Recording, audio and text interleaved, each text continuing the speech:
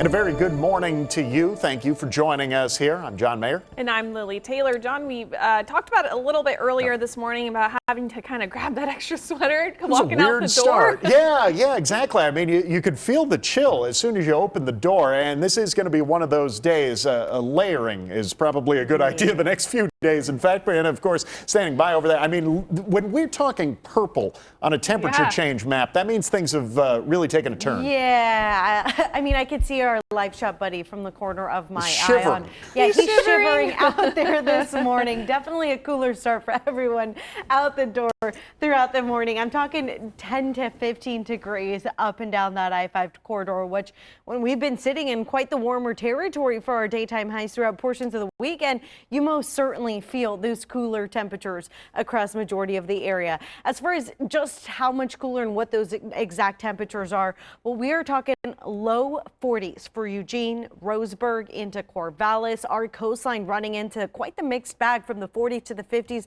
and Gold Beach trending into those low 60s. Nonetheless, though, as you head out the door through the remainder of the day, we skip past that push for warmer temperatures. So you may want to start off with a significantly warmer cup of coffee before we turn it iced as we head into some much warmer territory towards the remainder of your work week. Of course, so we'll continue to take a look at this up and down heading out the door in that forecast. LSB Live is sponsored by Alpha Towing and Recovery.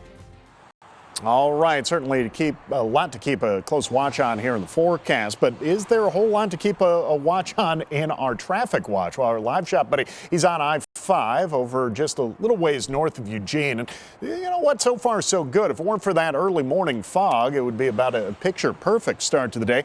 Haven't really seen any major problems other than needing to add an extra layer to that morning outfit thanks to that chill, and maybe a reason to take it a little bit slow as that fog works its way into town. Trip check not showing any major slowdowns out there, but we do still have a couple of issues when it comes to some road closures still ongoing. Oregon 242 over at the intersection with 126 still closed down, so that's one to keep in mind. And of course, we'll continue to keep tabs on how things develop throughout the rest of this morning. Check back in with our live shot buddy later on in the program.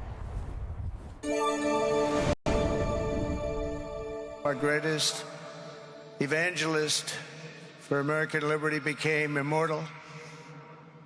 He's a martyr now for American freedom. That was President Donald Trump giving a final farewell for Charlie Kirk. The president on Sunday capping off a lineup of conservative and religious leaders at Kirk's memorial in Arizona, all sharing high praise for the conservative activist.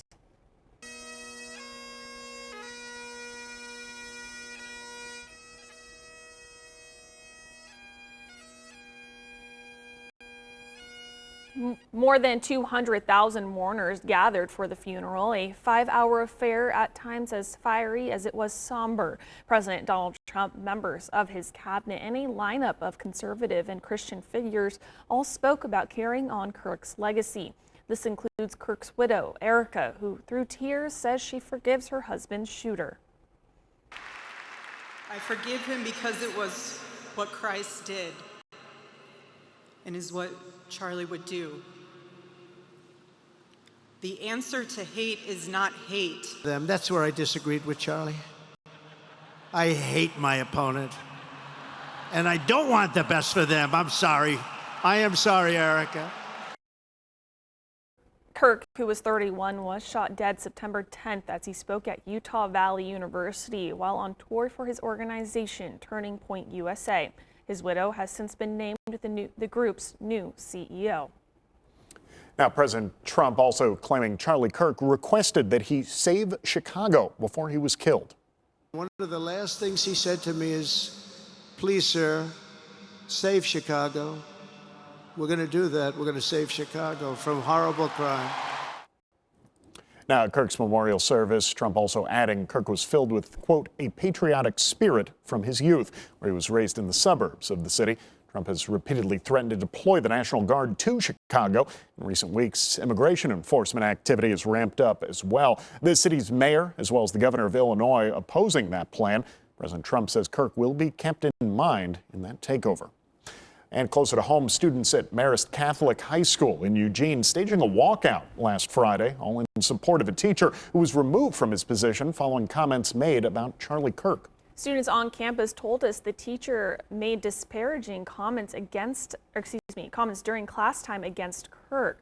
Parents say Marist's principal sent out a notice last Tuesday that said the teacher would no longer be teaching at the school. We spoke with the principal, who said due to school policy, he is unable to comment on personnel matters.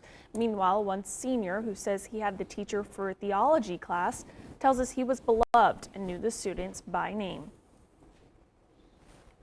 He really tried to make an effort to make everybody feel included, and he really pushed for everybody to come together. There is time and place that needs to be involved for very controversial issues, but I think Marist administration just went really too far. It is a private school, so that they might have a little bit more ability to do things like this, but I'm not sure for the future of the country about freedom of speech. The notice to parents also said a substitute teacher would fill in for the dismissed teachers' classes for the rest of the week, asking parents for patience as they finalize a plan for coverage for the school year. Students say the protest was moved inside of school grounds as a safety precaution for fear over the attention a Change.org petition against the dismissal had brought to the walkout.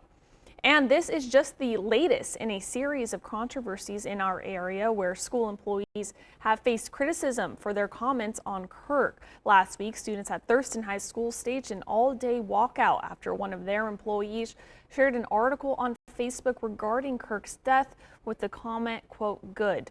Their status with the school is still not known at this time. And a Pleasant Hill School District employee was placed on paid administrative leave after they created a post on Facebook writing that Kirk, quote, got what he preached.